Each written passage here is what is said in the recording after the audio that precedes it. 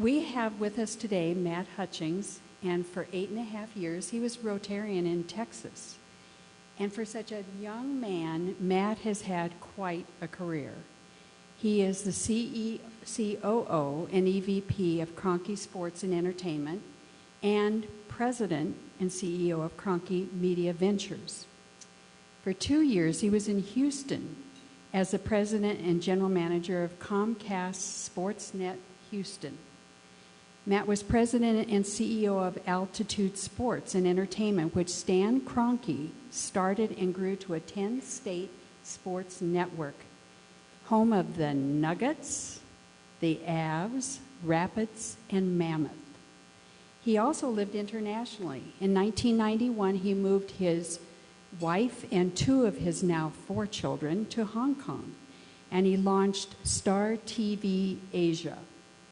The Colorado National Guard and the U.S. Army Department of Defense asked Matt to produce documentaries about the National Guard and the Army in Iraq and Afghanistan.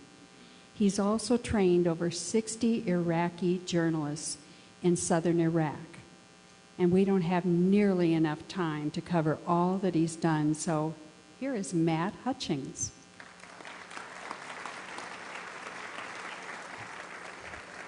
Afternoon. Thanks for having me. Appreciate it. So I was a Rotarian for 8.5 years in Texas, and if there's one thing any Rotarian knows, you better be done by 1 o'clock, because when it's 1 o'clock, people start leaving. So we used to tell our guests, don't get offended if people get up and leave. So I do know that. I'm assuming that holds true here in Denver as well. So we'll try to get through it. My assistant Wendy's here to help me today. So Wendy, thank you. And we'll try to move through this. And what I thought is we'd like to give you guys just an overview of Kroenke Sports. Kroenke Sports has been around since Mr. Kroenke purchased the Denver Nuggets and the Colorado Avalanche back in, I believe it was 1999 or 2000, and it's grown considerably since then. So first off, I apologize. You have to look at that picture right after lunch, but that's who I am. And as Melly said, that one of the things I'm very proud of is I was able to make 4 trips to Iraq and a trip to Afghanistan with my boss, Jim Martin, who's the president and CEO of KSE, and in bed with our fantastic troops with the Colorado National Guard, of which my son is also a member. So the military is near and dear to us, not only personally, but from corporately. So also want to thank anybody in here who's served our great country, and we appreciate your service and your dedication. So I've been with the company for really since 2003. I spent 8.5 years, was asked to go home to Houston, which is where I'm from, and help launch another sports network. It was a tough decision. I did it. I was lucky enough and blessed enough that Mr. Kroenke and Mr. Martin called me back in 2013 and asked me to come back, and I said absolutely. So I came back, and I've been home in Colorado for about 2.5 years. And just on a side note, when I went home to Texas and I would tell people, well, I've just moved back from Colorado, every Texan I know looked at me and goes, why? And well, that's a good question. So anyway, I'm really happy to be back, and I love my organization, and I love the people I work with and I work for, and hopefully after this little presentation, you'll understand why I think we have one of the best organizations, not only in Denver, but also in the sports and entertainment industry, really within the world.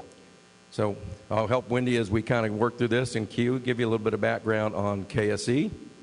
And I'm going to look down here as I kind of talk. So I don't know if everybody knows all what we do and who we are. As you can see up on the board, obviously we have the Nuggets and the Avalanche, the Rapids and the Mammoth. We own the Pepsi Center. We own the Paramount. We own Dick's Sporting Goods Park. We manage First Bank Center in Broomfield. We launched Altitude Sports in 2004. We have our own ticketing company, Altitude Tickets. We own 3 other television networks that are national and actually international television networks. That includes the Outdoor Channel, Sportsman Channel, and World Fishing Network. We own, you guys watch, anybody here watch football or any of the major sports? You see that camera that's floating down in the middle of the field? What's called aerial cameras. The two major ones in the world are called Skycam and CableCam. We own that business. It's actually based out of Fort Worth, Texas. We own a company called Wintercon, which is based in Oklahoma. It's the largest producer of outdoor programming in the country. And what else? I think that's it. We actually, we do own one other facility down in Centennial, which is our network operations facility where we run and operate all of our television networks. And so we have a lot going on. And obviously, Mr. Kroenke is very active in real estate, so we have a lot of real estate here, not only in Denver, but in Colorado in general. We are the world's largest, we are the largest provider of sports and entertainment in Denver and in Colorado. And we provide a lot of entertainment opportunities, hopefully all of them good, for the citizens, not only of Colorado, but really the 10-state region. All right? We can go past this. As you'll see, we have the Pepsi Center. We'll talk a minute or two about the Pepsi Center in general. The Pepsi Center has over 200 events a year that we push through there. We have not only our sports, but we do a lot of concerts. There's a guy named Garth Brooks who came through here a couple months ago and did 9 shows. And there's only one other city in the United States that he's done that with. And I was happened to be in the room when they were going out and booking these concerts, and he almost did 10. I mean, he was close. And it's amazing how fast. At one point, we had 300,000 people queued up trying to buy tickets for Garth Brooks. It's pretty amazing. One of the things when you work at a facility like the Pepsi Center, people always ask, well, how many people can go there? And I always look and I said, it's around 19, 20,000. I don't really know. But there you go. There's our stats right there. Depending on the configuration, if it's an Avs game, if it's a Nuggets game, if it's a Mammoth game, if it's a concert, who it is, what they do, we can go anywhere between 18 and 20,000 people. And I think this next slide will talk about, one of the things, too, is some of you have been to the Pepsi Center in the past year or two. You may have noticed this kind of big thing in the middle of the arena, the Jumbotron. It is the largest Jumbotron, or we call it Pepsi Vision. It's the largest Jumbotron in an arena in North America. There's a lot of people up and coming trying to beat us, and they will at some point. But it's a pretty big television set, and it took us really a year to figure out, okay, how to use this, how do you maximize the entertainment value for folks in the Pepsi Center. One of the things, or several things that we're doing this summer to the Pepsi Center is we are installing, if you guys have been there, there's this ring that goes around kind of the center. We call that the fascia. That is old. That was about, I think that was put in when the Pepsi Center was built. We replaced that with a high-definition kind of state-of-the-art technology. We just finished rewiring the Pepsi Center for wireless internet, which for the most part will be allowing fans to have the best access and really to have the most interaction with our teams and with the events that there's there at the Pepsi Center when they're sitting in the arena. We are putting in, and it starts here, the installation has already started. There's a system called a projection system, and I think only 2 facilities in North America have it. I think we'll be the 3rd. And it really came out of the old Cirque du Soleil technology. And these are projector systems that sit up in the rafters and project down onto the ice. They were made mostly for hockey to begin with. And when you see this, if you go to a game, it'll blow you away because basically it's a 3D technology, and we'll do things with an opening, we'll do some events, and the projectors project this, and it looks like it's coming out of the ice. Our system also will be the first one ever to not only be utilized for hockey on ice, but also on the basketball court, and we're going to try it on the Mammoth on the green grass. It's really, really impressive, and we have the best cameras, and we actually have more cameras than anybody that will be in there. And so, again, one of our goals is to really up the entertainment value. When you pay money for a ticket to come to the Pepsi Center, not only do we want you to enjoy the event that you're at and support your teams, we want you to have the best experience. And we also have done upgrades on the concourse, putting TVs throughout the concourse. We have a great relationship with American Furniture, and so we've utilized our relationship with that to help grade our technology. And then the other thing that we're doing that you will see here, hopefully in the next few months, is we're trying to upgrade the lighting outside of the Pepsi Center. We want the Pepsi Center to kind of be a beacon in Denver, and to really showcase what's happening there.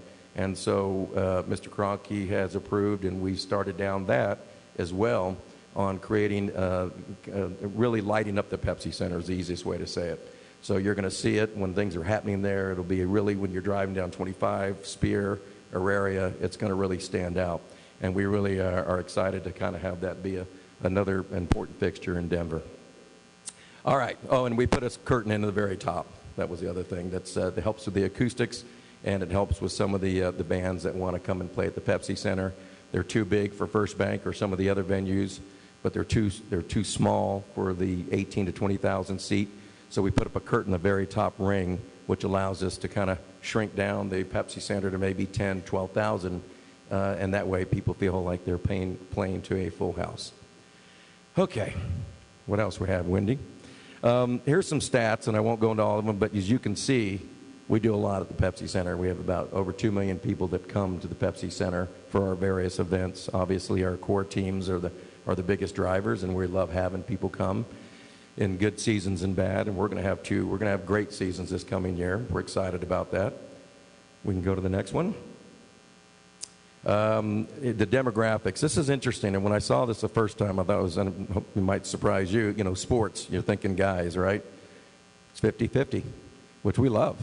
It's an important demographic for females and males, and obviously we have highly educated, high income earners, married.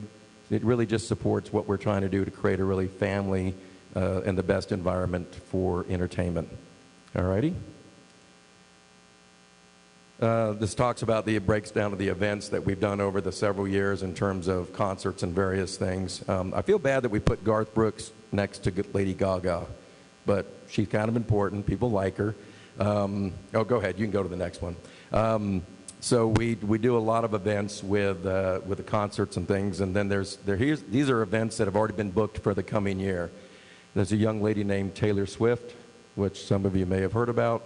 This thing that Disney did about a year ago called Frozen, which is kind of exciting. And you can see some of the fun events. We've got the NCAA, I think it's quarterfinals coming back to the Pepsi Center. And so there's a lot. And that's just a tip of the iceberg. We have a great group that really is active in booking in those events. All right? One of the things, too, I want to, and you can leave it on this slide, Wendy, but just so you all know, the impact also in Denver is we have nearly 800 full-time employees with KSC here in Denver. We hire approximately another 800 contractors or part-time employees.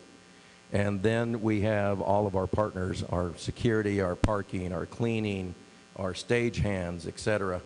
And to do an event at Pepsi Center, on average, is about 1,000 people, bless you, is about 1,000 people a night. I mean, that's a lot of jobs and a lot of income and a lot of money that taxes and things that are putting back into the city of Denver and the county of Denver. We have, as I said, about 1,600 employees that are on our payroll just here in Denver. So there's a lot that we're very proudly contributing to the local economy. Okay, Dick's Sporting Goods Park. Dick's Sporting Goods Park was built, I think we did that in 2007, 2008. 2007. We opened with a big soccer game. It's the home of our Colorado Rapids. We won the MLS Championship Cup in 2010, I believe. And last week we had a little event out there known as the MLS All-Star Game. And it was a huge, huge success. I sit on the board for our representation to the league at the MLS, and I've been to several All-Star games. And the commissioner I was sitting with the commissioner, Don Garber, and Don and the entire league staff were blown away by what they saw here and how we treated them here in Denver, Colorado, and Centennial. It was outstanding. It was a huge event. It was sold out. It was broadcast nationally on Fox Sports, and it was a great game. Oh, and by the way, the MLS All-Stars beat the Tottenham Hotspurs, who are from the UK, and they're a pretty darn good team. So we were happy about that.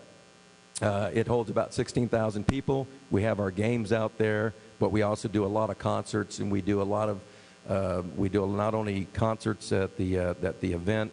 We do things with utilizing all the property that we have around Dick's Sporting Goods Park, and also there's 24 youth fields out there.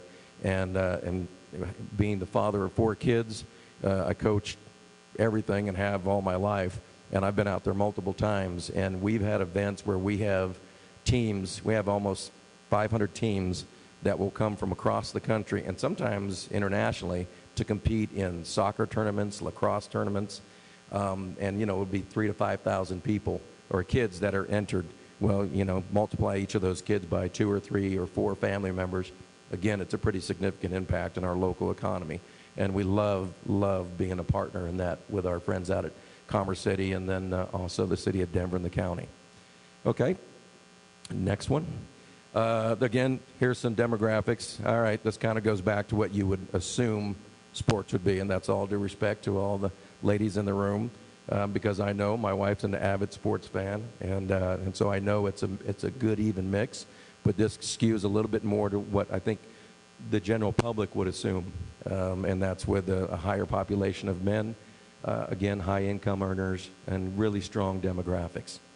All righty. And there's Pablo with his mustache. He shaved that mustache off, and we started winning again. So while we love the mustache, and it was a huge trending topic on social media, I think everybody was happy for him to get rid of it when we started winning again. Pablo played for us for many years, was on the championship team, is a fantastic coach, a great family man, and it's just a great organization. And you can see the impact on what we do out at Dick's Sporting Goods Park. All right, other things that we can quickly go through. We have a partnership where we manage First Bank Center. We're in partnership with AEG, which is Ann Schuetz Entertainment Group, good partners, and also the city of Broomfield. But because this is our business and we're here locally, we do all the operational management. And that's a great venue. It's a smaller venue, and it fits nicely with a lot of acts or bands or events. We do a lot of high school graduations out there, not surprisingly. And that's a fun event to be a part of. Next is Paramount Theater. We own the Paramount Theater, and that's been around for a little while. Some of you, probably many of you, have been here in Denver, know the Paramount Theater. It's an awesome venue, and we've been looking at over the last couple years, and we hoped at some point down the road to try to do some renovations there, because it's been around for a while. But it's a historic landmark. Thinking about Iraq again. Landmark, and it's got some really cool artwork and history in there. So hopefully one day we're going to be able to get in there and do some renovations and get it back to its glory days. But even now, it's a great venue to go see an event act. As some folks say that, you know, bands that are coming up will play there, and bands that are coming down will play there, you know, with 2,500 to 3,000 people, but it's a great venue. Okay, so real quick, I'll kind of run through these because I know you guys know about them, and then I'll get out of it. But obviously we have our teams. You can just roll through these, Wendy. We have our Denver Nuggets, who we're hoping are going to have a fantastic season this coming season. They've, like any team, they have their up and down, but we've made a really great trade or acquisition, and we're excited about the future for the Nuggets. We got a new coach, and we got a lot of new things happening for the Nuggets, and we're excited about the new season. The Avalanche, you know, they came around last year. They had a great year the year before with a lot of young players, and I think talking to Peter McNabb, who was our announcer on Altitude, Peter said, you know, I think what it was is they were young and they get into the second year and they kind of got surprised that things didn't kind of go as what they were expecting to do. To their credit and to Coach Waugh's credit in the front office with Joe Sakic and the team, they came around and they made a really good run for it right at the end, kind of kept us on the edge of our seats. But we'd like them to go ahead and confirm it earlier in the season so we know we don't have to get to the end to see if we're going to make the playoffs. our hopes are that both of those teams are going to make the playoffs. And I always, when we are in meetings talking about planning, I said, well, let's let the 2 championship parades die down, and then we'll do some other things here in Denver. So we're excited about the opportunities that exist in the future of our teams. The next one is the Colorado Mammoth, which is a fun team. If you've never been to a Mammoth game, it's a cross between a rock concert, a lacrosse game, and like a WWE event, a wrestling event. It's crazy. When anybody who goes there, they leave and they go, that's incredible. It's a fun event. It's high energy, great team. We got some of the best players in the world in lacrosse who have been on and are currently on our team. All right. You can just go ahead and move on to media, because that's important. And I'll hurry up and finish up. I know I got to finish up. Media is important. We also obviously have Altitude Sports. I think all of you know it's the home of the Denver Nuggets. It's home of all of our teams, and we do a lot of regional programming that supports our local with high school, college football. We've kicked off several shows here just recently. We felt that our first responders, not only around the country, were getting really hammered on, and unjustly so. So we decided to do a show called First Responders. We kicked it off. We had an interview with Chief White and some other folks within the Denver community. Had huge response, and we're going to continue to do that to support our first responders. And when you go ahead and go on down, and that's the 10-state region that we actually go to. That's some of the shows that we have on Altitude. This is one thing I want to leave you with. I talked earlier about we also are in the outdoor business. So several years ago, we acquired the World Fishing Network. And then in 2013, Mr. Kroenke acquired the Outdoor Channel, which is a national channel hitting over 40 million homes. And then last year, we acquired the Sportsman Channel, which was its main competitor. And then we also, with that acquisition, we acquired 15 magazines and 17 websites that are all part of the outdoor space. Hunting, fishing, shooting, tactical, you name it, we're in it. Not only do I like to tell folks we walk the walk. I grew up hunting and fishing and being in the outdoors. I still do today. So does Mr. Kroenke and many of our senior management team. So we love what we're doing, and I can tell you that the acquisition by Mr. Kroenke and Kroenke Sports of these media assets went over huge within that space. People love that we've acquired them, and we've committed to them, and we've actually continued to grow things here in Denver with a lot of those employees and a lot of those the infrastructure to run all these businesses. All right, I'm going to cut it off there, and I was told, should I take a question or two? Nope, no questions, because I know probably you guys are going to ask about L.A., and I don't know anything about that. So that settles that. Thank you guys very much. Thank you, Matt. Don't go. Thank you, Matt. Yeah, regretfully, we are out of time, but maybe if you can stay for an extra couple of minutes, people can come up and ask you questions. But, you know, I'm on the board of the HLC, which is the Hospitality Learning Center at our area campus, and we have the Spring Hill Suites Hotel there. And that hotel is an unbelievable success, and it is because we're riding on the coattails of you guys and what you are doing. And tourism, I mean, the amount of people that you bring into town, it truly is an economic engine for Denver, and we love having you here. The one thing is that I heard we truly dodged a bullet, and we're so lucky that Pepsi came in and paid to get their name on it, because if McDonald's would have had it, it would be called the Macarena, and we'd be doing the Macarena there, you know. So.